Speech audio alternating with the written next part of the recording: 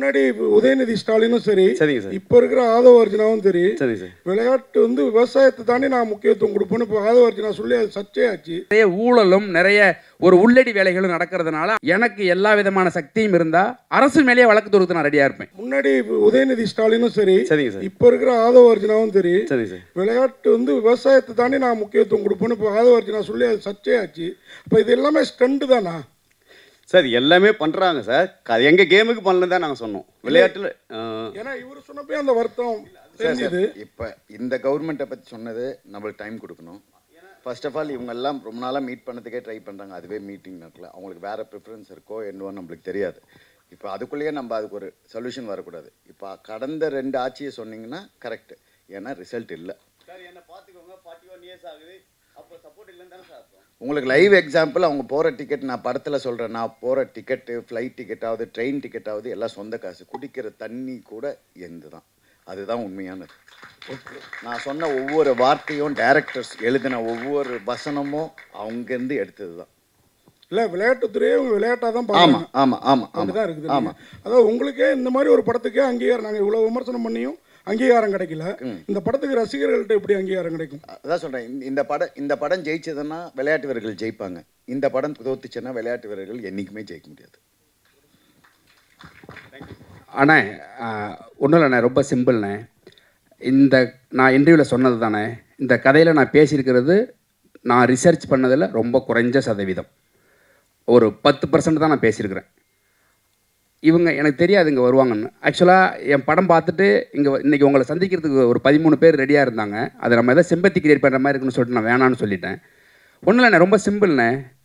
பத்திரிகைக்கு இருக்கிற அளவற்ற சுதந்திரம் வந்து என்ன வேணாலும் நிகழ்த்தும்னு நம்புகிறவனா. நான் கொஞ்ச நாள் மீடியாவில் ஒர்க் பண்ணியிருக்கிறேன். தமிழ்நாட்டில் இருக்கிற கிரவுண்டு வாசலில் சும்மா ஒரு பாக்ஸ் வைங்கண்ணே. ஏன்னா எந்த பிளேயரும் நேரடியாக சொல்ல மாட்டாங்க, ஏன்னா அவங்க ஸ்போர்ட்டில் இருக்கும்போது சொல்ல முடியாது. ஒரு பாக்ஸ் ஒன்று வைங்கண்ணே. அந்த பாக்ஸுக்குள்ளே என்ன விழுவுதுன்னு மட்டும் நம்ம பார்த்து நம்ம பேசினாலே போதும்.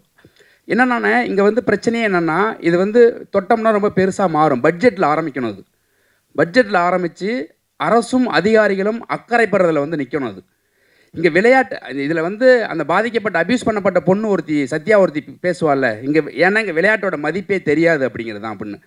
அதை தான் ஹீரோ பேசுவார். அப்போ இழுத்து மூடுங்க அப்படின்னு. அது சரியான ஆர்கியூமெண்ட்டானு எனக்கு தெரியாதுண்ணே. நீங்கள் இந்த கதையை எழுதி முடிக்கும்போது எனக்கு வேறு என்ன எழுதுறதுன்னே தெரில. நீங்கள் கராத்தேயில் வெறும் 5 பேருடைய பிரச்சனை இதுவாக இருக்குது. ஆனால் நீங்கள் வந்து இருக்கிற ஒரு 40-50 ஸ்போர்ட்ஸ் இருக்குது.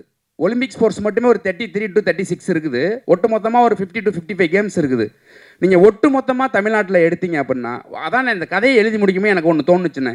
ஒரு வேளை எனக்கு எல்லா விதமான சக்தியும் இருந்தால் அரசு மேலேயே வழக்கு தொடுத்து நான் ரெடியாக இருப்பேன். ஏன்னா அப்படி இருக்குதுங்க பிரச்சனை. நம்ம பிரச்சனையை பேசாமல் நம்ம சும்மா கடந்து போகவும் முடியாதுண்ணே. என்னென்னா நீங்கள் ஒரு 20 வருஷத்தை ஒரு விளையாட்டு வீரன் வந்து ஒப்பு கொடுக்குறான் அந்த நாட்டுக்காக. அவன் அடிக்கிற கோல்டு பேரில் இந்தியாவையும் தமிழ்நாட்டையும் எழுதுறீங்க.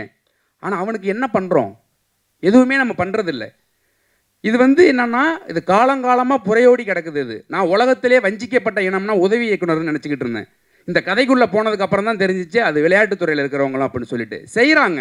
அது ரொம்ப குறைந்த சதவீதமாக அந்த செய்கிறதுக்குள்ளே நிறைய ஊழலும் நிறைய ஒரு உள்ளடி வேலைகளும் நடக்கிறதுனால அது போய் பெருசாக சேர்றதே இல்லை.